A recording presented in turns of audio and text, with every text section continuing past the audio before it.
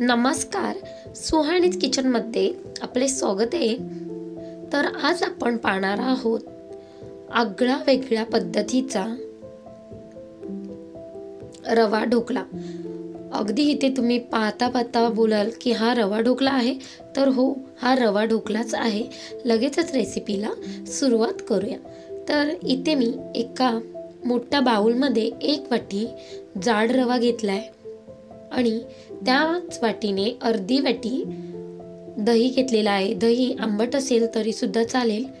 आणि त्याच वाटीने इथे मी 1 वाटी बरोबर पाणी घेतलंय. त्यातलं अर्धी वाटी मी पाणी घालून घेतलंय आणि हे व्यवस्थित असं एकजीव करून घ्यायचं आहे.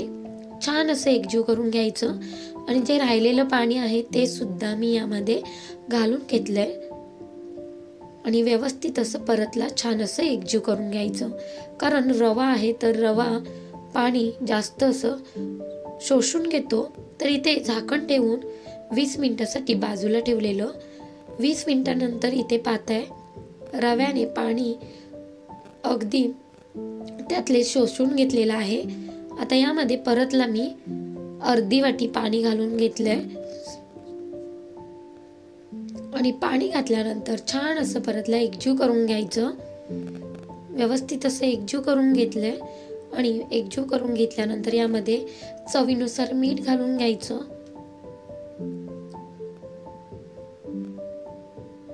दोन चम्मच साखर घालून घेतले.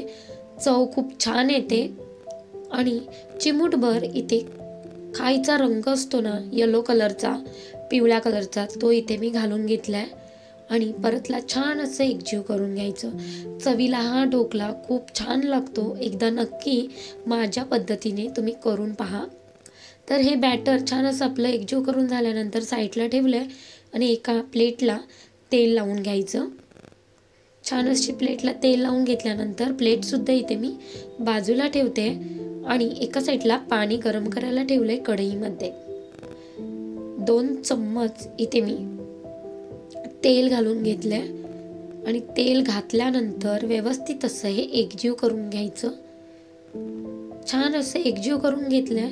आता खायचा सोडा घालते अर्धा चम्मच.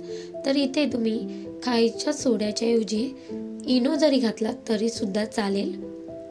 थोडंसं पाणी घालायचं वरून आणि हा ॲक्टिव्ह करून घ्यायचा आहे सोडा.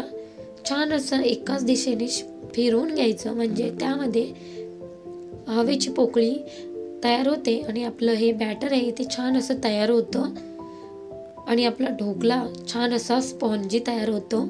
तर एका साईडला मी कढईमध्ये पाणी सुद्धा छान असं गरम करायला ठेवलंय. ही प्रोसेस फटाफट करायची आहे, जास्त वेळ लावायचा नाही.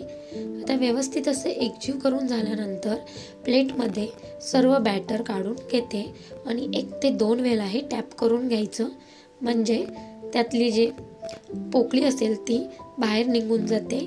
आणि पाणी छान गरम झालंय आणि आपल्याला ती प्लेट आपली यावरती ठेवायची आहे आणि 20 मिनिटं छान अशी ही वाफवून घ्यायची आहे. आणि 20 मिनिटानंतर इथे पाहताय मस्त असा आपला ढोकला तयार झालेला आहे. टूथपिकने पाहते तर अजिबात टूथपिकला लागलेला नाही आहे म्हणजे आपला ढोकला मस्त असा वाफलेला आहे. दिसायला एवढा सुंदर दिसतोय त्यापेक्षा खायला अप्रतिम चवीचा लागतो. थोडा वेगळ्या पद्धतीने इथे मी ढोकला बनवून दाखवलेला आहे. तर तुम्ही नक्की या पद्धतीने ढोकला बनवा, चवीला अप्रतिम लागतो. तर इथे मी प्लेट काढून घेतले आणि हा ढोकला थंड करून घ्यायचा आहे. ढोकला थंड होत आहे तोपर्यंत एक चटणी तयार करूया ढोकळ्यासोबत खाण्यासाठी.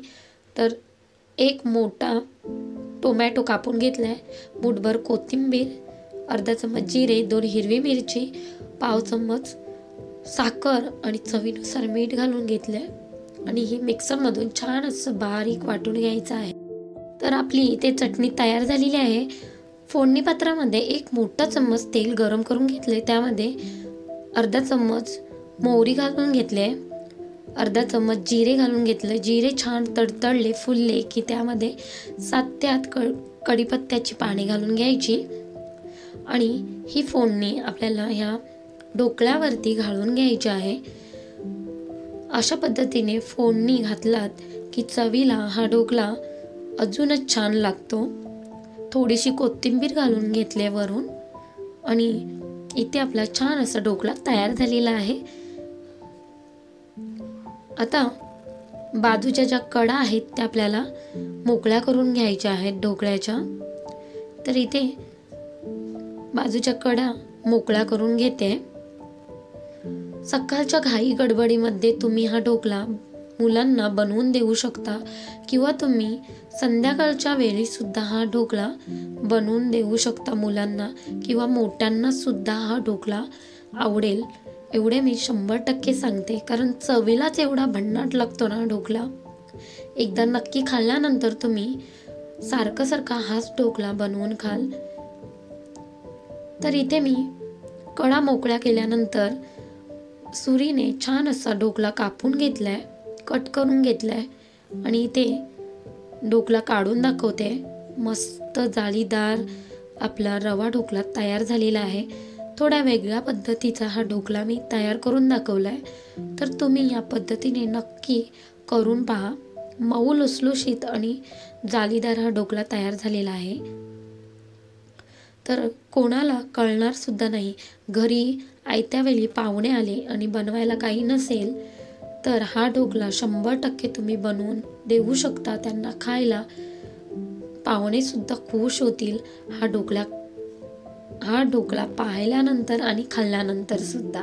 तर इथे मी ढोकळा कट करून दाखवते. मस्त असा स्पॉन्जी आणि मऊ झालेला आहे. तर हा ढोकळा तुम्ही चटणीसोबत खा किंवा तुम्ही टोमॅटो केचप सोबत सुद्धा खाऊ शकता. एवढा चवीला भन्नाट लागतो हा ढोकळा. तर थोडी जरी माझी रेसिपी तुम्हाला आवडली असेल तर एक लाईक करा आणि सबस्क्राईब करायला विसरू नका. तर इथे मी चटणीसोबत हा ढोकळा छान असा एन्जॉय करणार आहे. नवीन रेसिपी पाहण्यासाठी सबस्क्राईब करायला विसरू नका. धन्यवाद.